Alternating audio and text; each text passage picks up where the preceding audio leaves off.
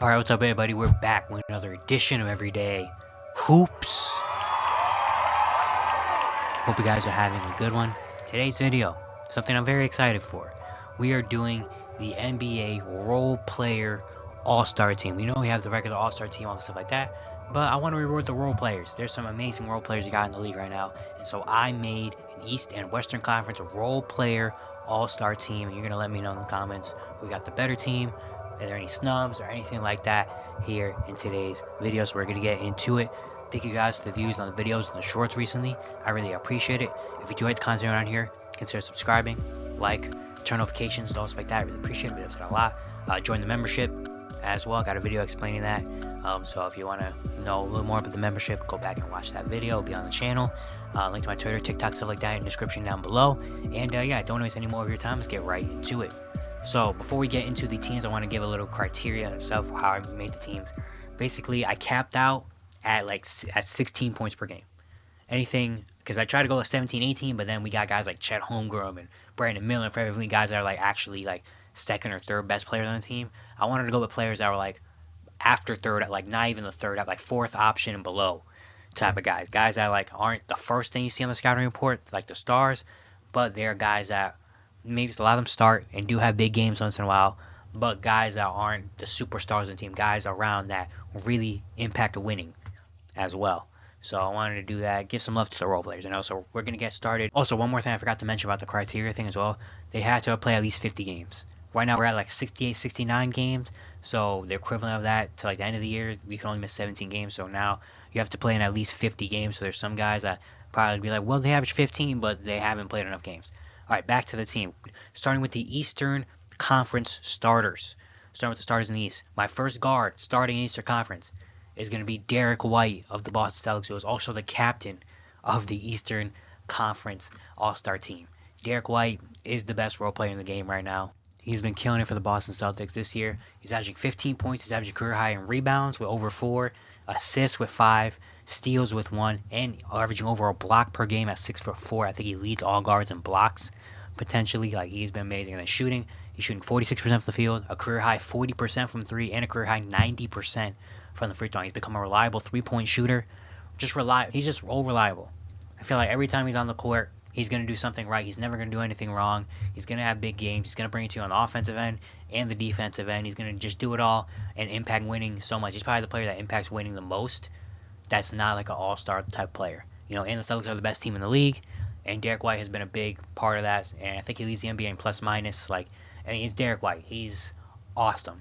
He's amazing, amazing, amazing, and he's the captain of the Eastern Conference.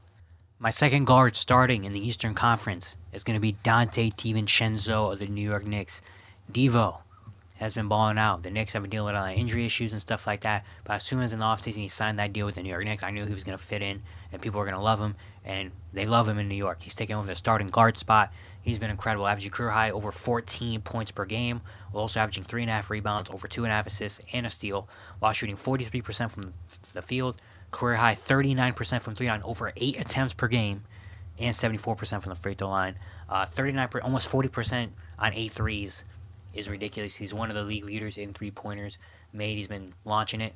But he's also been hitting. He's had a couple 30 points. I think he's had 4 30-point games this year, which is kind of crazy. You know what he brings on the defensive end in terms of toughness and energy plays and all that stuff like that. But add in this year, he's having an amazing offensive year, picking up a lot of the load where guys like Julius Randle and OG Anunoby have been injured. He has been absolutely phenomenal, and Donte DiVincenzo gets to start. Going to the forwards now. My first starting forward in the Eastern Conference is another New York Knick, and that is Josh Hart. Hart this season, he's averaging 9 points, a career high 8 rebounds per game at 6'4". Averaging 8 rebounds per game is ridiculous. Also averaging over 3.5 assists while shooting 42% from the field, 31% from 3, 77% from the free throw line. He's been balling. He's had 5 triple-doubles this year as well. He's had double-doubles. He's been just a machine. And again, with the New York Knicks having a lot of injuries, Josh Hart has really stepped up, and he has been just great. You know how much he brings, how much energy he brings, toughness. He's really one of those players that leaves it all on the court. Every time he's always going to go the extra mile to win his team games, and Josh Hart has been doing that the entirety of his career, college, now, and especially as of recently he's been putting on a great stretch, and he gets my first starting forward in the East. My second starting forward in the Eastern Conference is going to be the mayor of Milwaukee, Bobby Portis, gets the start. Bobby Portis, one of the best six men in the league. Last year, he finished top 3 in six man of the year voting. This year, he probably is going to finish in the top 5 again. He's been great. He's averaging 13 points, 7 rebounds, and an assist, while shooting 50% from the field, 39% from 3, 79% from the free throw line. He had a 31-point game this weekend against the Phoenix Suns. He just balls out. You know, Bobby brings a lot of energy off that bench for Milwaukee. He's the mayor of Milwaukee for a reason. They love him over there. And it's just crazy to see how he transformed his game as being kind of more a low post, mid-range kind of guy in Chicago and stuff. And he's come to Milwaukee and he's found a home here. He's been become a lights-out three-point shooter, really efficient scorer as well. And it's been really nice to see him. Bobby Portis just brings a whole lot to a really good Milwaukee Bucks team, and he gets my second start. And my final starter for the Eastern Conference role players is going to be Kelly Oubre Jr. of the Philadelphia 76ers. Oubre, by the time training camp and stuff started, wasn't even on a team. Wasn't even on a roster that started training camp. The Philadelphia 76ers gave him a 1-year kind of prove-it deal to prove himself, and he has done that and more. He's been great for the 76ers this year, averaging a little bit under 15 points per game with almost 5 rebounds, an assist, and a steal, while shooting 44% from the field, 30% from 3, 74% from the free throw line. Maybe the efficiency isn't that quite there, especially from 3, but he just brings a lot of energy, brings a lot of scoring.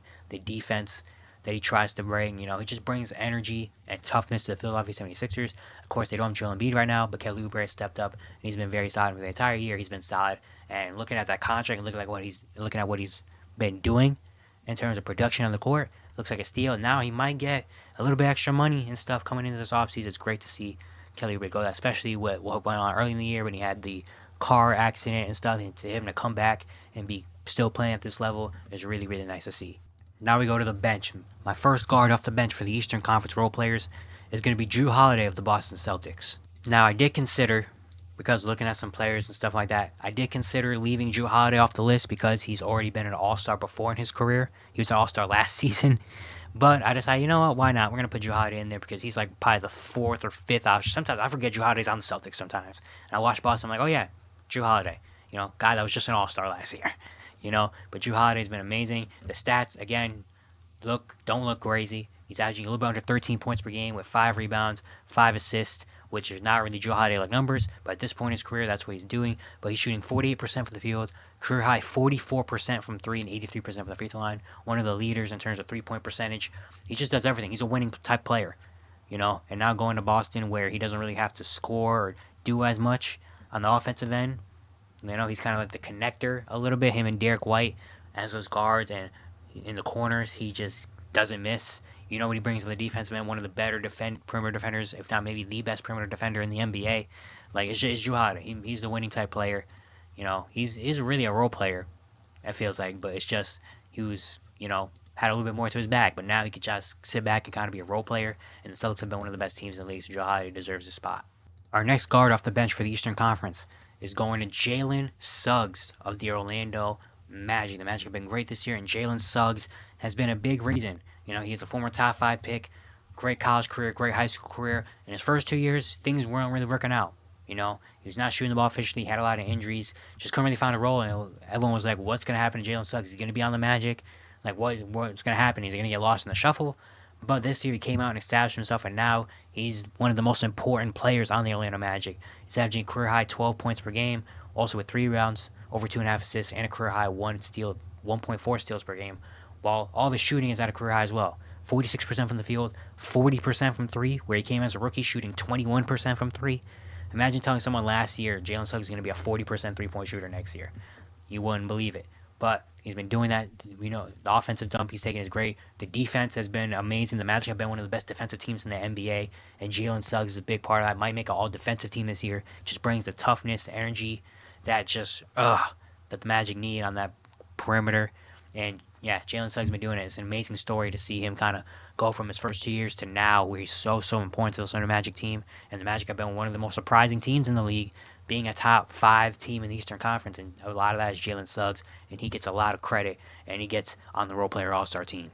My first forward coming off the bench for the Eastern Conference is Duncan Robinson of the Miami Heat. Duncan Robinson last year only played in 42 games. He basically was benched. He was out of the rotation after the last 2 years. He was kind of struggling, not the same as he was in 2020 and 2021 when he kind of broke out. Last 2 years kind of been In the playoffs, he had some big moments, and this year with the Miami Heat having injury problems and struggling and not getting the superstars and stuff like that, they needed more offensive jump. And Duncan Robinson has taken a big offensive jump. He's averaging 13.5 points, which ties his career high, over 2.5 rebounds, and a career high 3 assists per game. Like a major career high 3 assists per game. While also shooting 45% from the field, 40% from 3, 88% from the free throw line. He's taking his game to another level. He's putting the ball on the floor. He's not just sit behind the 3-point line and wait for my shot.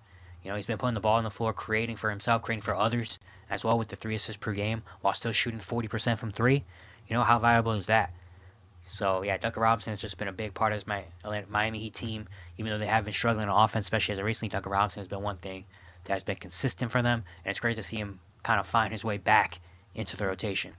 Next forward off the bench for the Eastern Conference is Aaron Nesmith of the Indiana Pacers. Aaron Nesmith has been great. Of course, he was a lottery pick a couple years ago. His first 2 years in Boston, he just couldn't really find the floor because Boston was trying to win a championship. They weren't trying to develop young players. He gets sent over to Indiana. He had some big moments last year, kind of a little bit of a breakout. But this year, he's taking his game to another level, averaging career high in points, so over 12, tying career high in rebounds at almost 4 per game, career high in assists, 1.5, steals with 1, shooting career high 50% from the field, career high 44% from 3, while also shooting 74% from the free throw line. He came into the league as more of a 3-point shooter. He had an historic shooting season at Vanderbilt, was more of a 3-point shooter, and now he's finally showing that, but also doing other things. He plays like he's a 6'5" power forward dang near for them because the strength he has, his ability to get to the basket, but the defense has been big too. And the Pacers, are not a team that really relies on defense a lot, but Aaron Nesmith is probably their best perimeter defender. He stood out there, and he's really stood out for Indiana on both ends. Offensively, you could put him in a lot of different spots, catch and shoot, cut, get to the rim and stuff. He could do that. Defensively, you could put him on the perimeter. He's going to be a pesty kind of defender that's going to try to get under the skin and try to be physical with other players. So Aaron Nesmith has taken a big jump this year as well, and I want to credit him for that. My next forward off the bench for the Eastern Conference is going to be Al Horford of the Boston Celtics. Celtics get 3 players on the role player All-Star team, but that's what happens when you win. Like in the regular All-Star team, if you're really good, you get multiple All-Stars. Boston's really good, and they're getting multiple All-Stars in the role player challenge as well. And that's Al Horford. Of course, again, the same thing I said with Jrue Holiday. He used to be an All-Star. He's a 5-time All-Star, but he hasn't been an All-Star since 2018. The last couple years, he's been a role player. And this year, even though he's having the worst statistical season of his career, he's still been impacting winning so much. He's averaging 8 points, 6.5 rebounds, 2 assists, and a block. He's shooting 50% from the field, 41% from 3, and 88% from the free throw line. He's shooting dang near 50, 40, 90 as a 37-year-old center. That is amazing. Even though he is 37 and the stats don't look crazy, he's filled in for Porzingis when Porzingis has been kind of in and out of the lineup, and Al Horford has been there and has provided just doing Al Horford things. He's just a really sound basketball player at the end of the day. He's going to not do too much, knows when to shoot it, knows when to not, pass the balls really well. Defensively, he's still good at 37. So, yeah, Al Horford, just one of the ultimate role players. Despite his age and despite everything, he is still balling.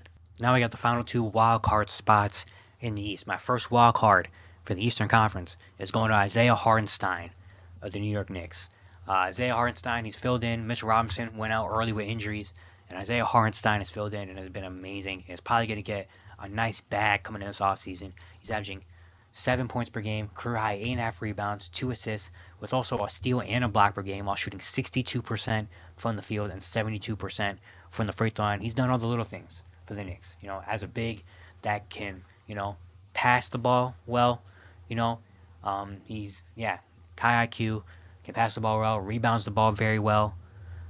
25 minutes, averaging over 8.5 rebounds is great. Defensively, he can do a lot of different things. He's averaging a steal and a block per game. He can also hit free throws. He just does a lot of different things as a big man. Now he's kind of getting more of the opportunity to show what he can do. With Mitchell Robinson, unfortunately, being injured, it opens up Isaiah Hartenstein doing his thing. And now it's like, dang, now this offseason, Isaiah Hartenstein is going to have some suitors. Because he's been really, really good. And, yeah, Hartenstein has been great for the Knicks. The Knicks get another role player. Knicks also get 3 role players on the All-Star team. In my final wild card spot, the final spot in the Eastern Conference role player All-Star team is going to Caris LeVert of the Cleveland Cavaliers. Cavaliers are another team that have dealt with injuries the entirety of the year, but Caris LeVert has been the one consistent thing about them, and he's been really, really good. He's averaging 14 points per game, 4 rebounds, tying career high with over 5 assists per game with the steal, while shooting 41% from the field, 32% from 3, 74% from the free throw line. The efficiency is bad. The efficiency, I know, is not there, but he's done so many things for this Cavaliers team, a lot better than the last 2 years. Personally, as a Cavs fan, This is my favorite. I've seen Karis LeVert in a Cavaliers jersey. He looks a lot more under control, a lot better. He's facilitating the ball a lot better, and just doing a lot more things better this year, and small dark horse candidate for six man. He's not going to win it, but he'll be in the conversation for six man of the year because he's been one of the consistent things for the Cavaliers in this year of a lot of injuries and a lot of just stuff going on over there. So he gets that final spot. And yeah, that's my Eastern Conference Role Player All Star team. Some more guys I had considered, but fortunately didn't get in. Buddy Hield, shooting the ball out. Corey Kispert got some consideration for me, even though Washington is horrible. He's been very solid shooting three ball and stuff. Mo Wagner, one of my spot, that wild card spot was literally between Isaiah Hartenstein and Mo Wagner. Shout out to Mo Wagner. He probably has the better stats and stuff than that, but Isaiah Hartenstein's just doing so many little things. But Mo Wagner I love Mo Wagner. He's there. Bruce Brown, of course, one of the ultimate role players. Kind of just like when Kobe or LeBron is always in the All-Star team, even though despite their stats, how old they are, Bruce Brown's always going to get consideration. And then TJ McConnell as well. My last wildcard spot was between Karis LeVert and TJ McConnell because TJ McConnell's been doing really good things as well as backup point guard, especially with Tyrese going through his slump. But I gave it to Karis LeVert. And also, interesting thing, all top 8 teams in the Eastern Conference all got at least one All-Star. So I like that. I like that we got that in there. But now we go to the Western Conference Role Player All-Stars. My first guard starting in the Western Conference is going to Malik Monk of the Sacramento Kings. He's the favorite right now to win Sixth Man of the Year. He probably is going to win the Sixth Man of the Year award.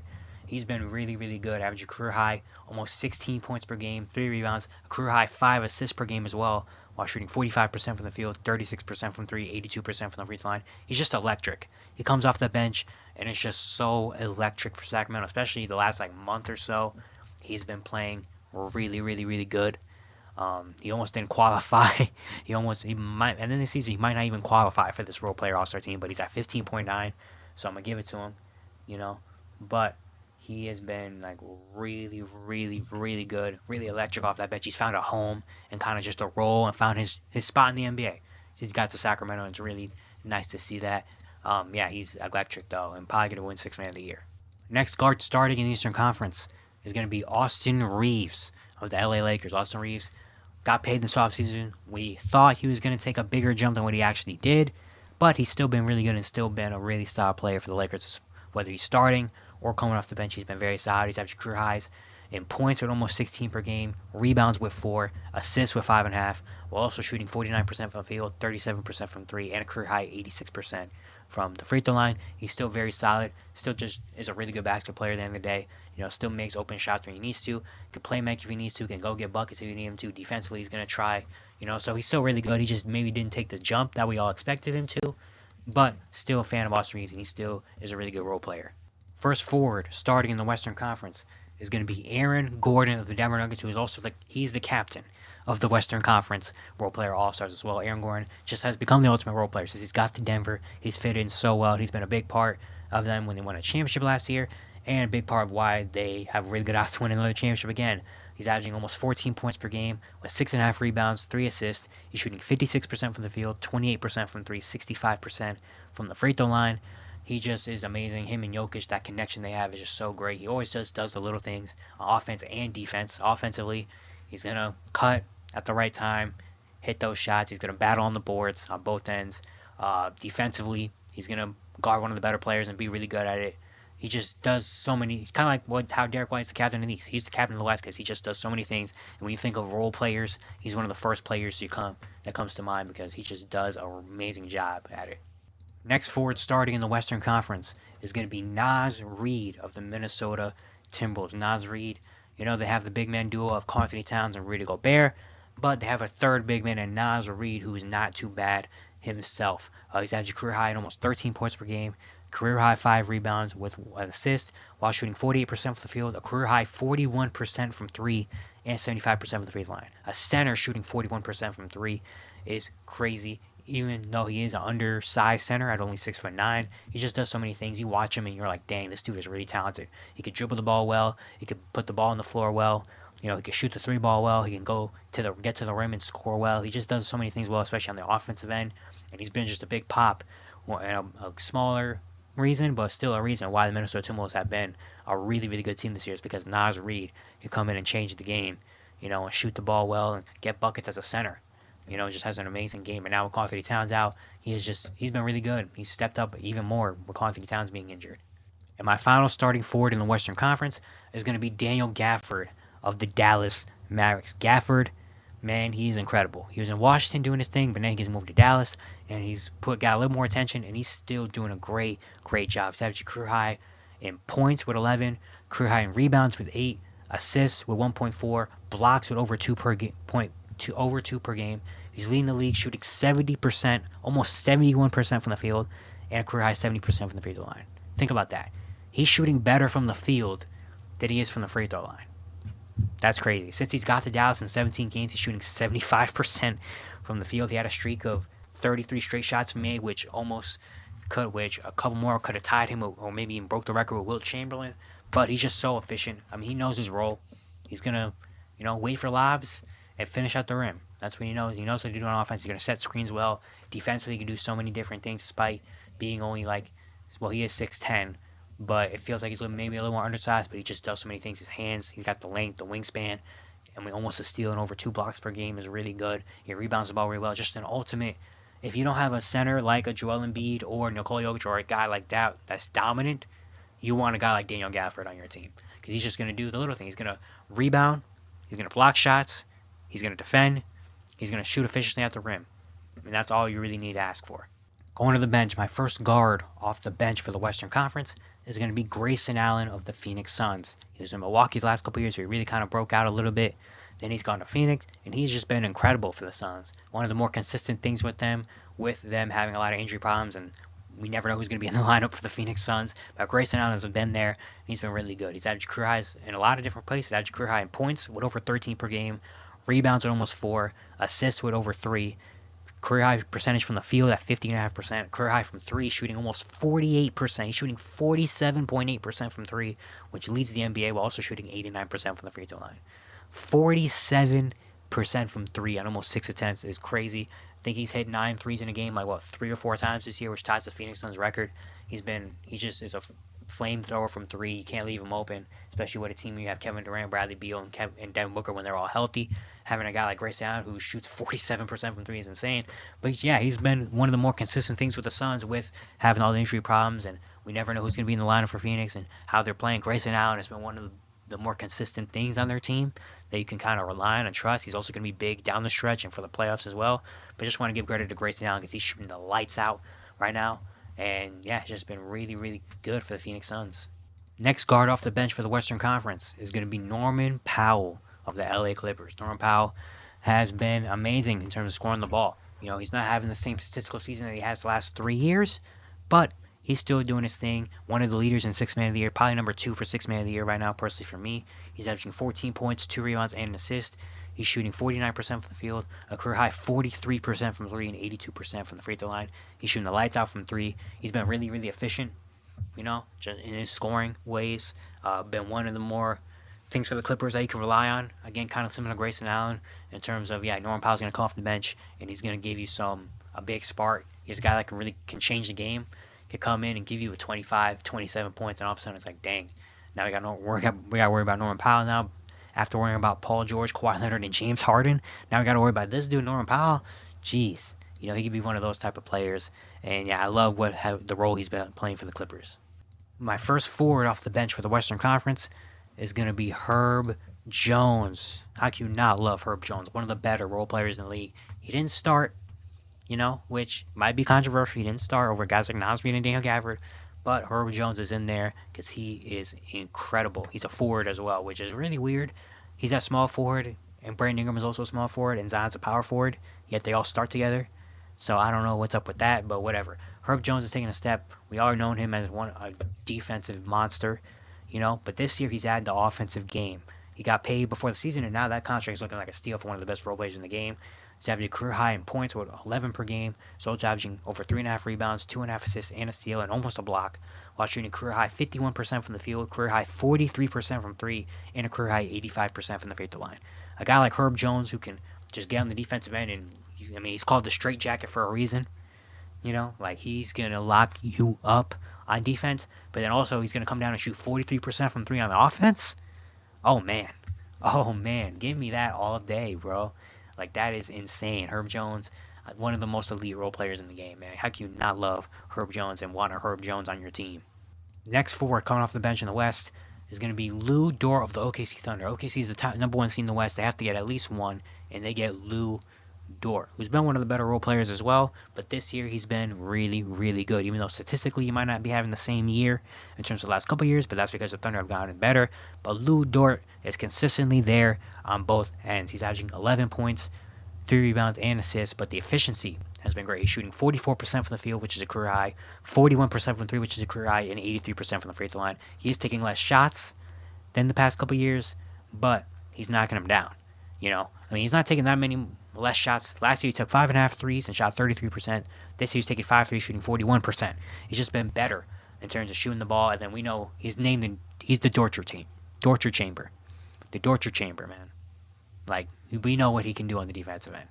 We know how much he locks up. I think he guards every star player no matter what. You know, he's gonna lock in on the defensive end. One of the better perimeter defenders in the league, and then he's also shooting 41% from three. That's amazing, and he's been really big for this OKC Thunder team. Next forward off the bench for the West is going to Jusuf Nurkic of the Phoenix Suns. Nurkic has been very solid this year.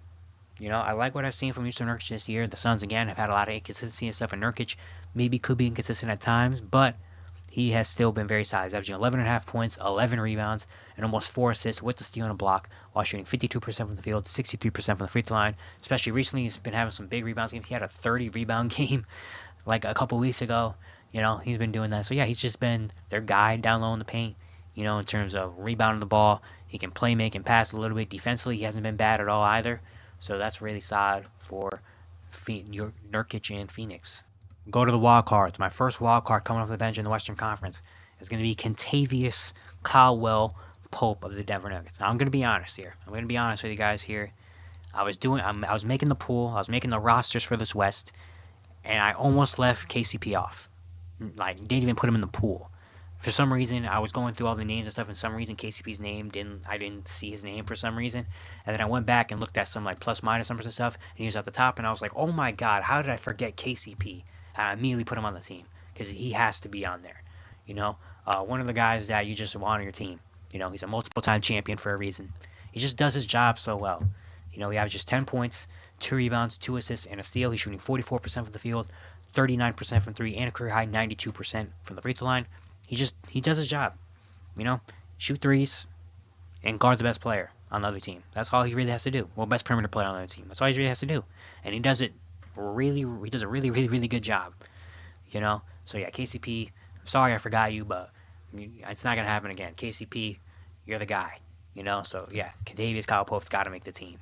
In the last wild card spot for the Western Conference, it's going to Tim Hardaway Jr. of the Dallas Mavericks. Now, Tim Hardaway was the last guy I put on the list, even though he probably averaged more points than 90% of the team on the Western Conference. But the reason why he's with the last spot and he was almost not on the team is the efficiency, you know, and just the streakiness. When you think of role players, you don't really think of streakiness. Role players, you think of guys that are consistently going to go out there and do the little things and do the things that is going to help your team. Now, Tim Hardaway Jr.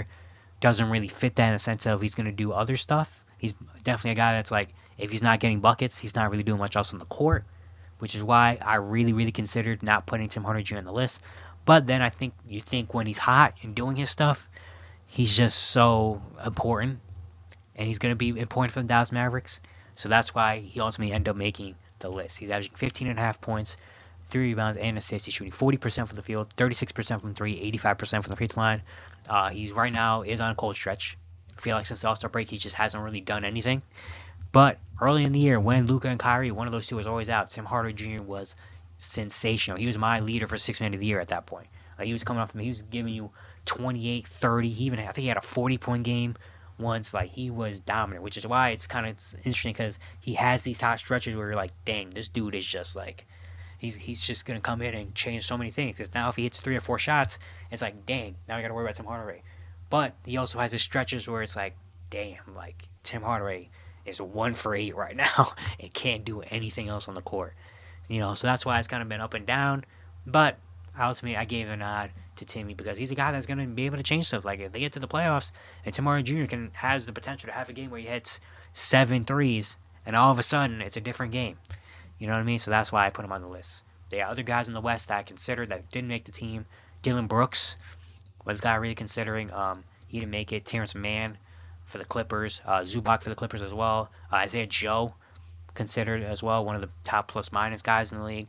But ultimately, they didn't make the list. And also for the Western Conference, you got not the top 9 teams. The only team in the plan that did not, in the playoff/plan that did not get an all-star role player is Golden State. I had Brandon Podziemski on the short list. Brandon Podziemski had some consideration, but ultimately didn't make the list. But everybody else in the top 10, except for Golden State, got at least one role player all-star.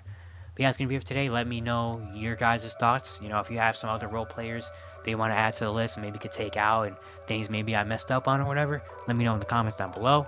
Once again, if you enjoyed the content, consider subscribing, like, turn notifications, do all stuff like that. Link to my Twitter, TikTok description down below. Join the membership. And yeah, I'll see you guys tomorrow.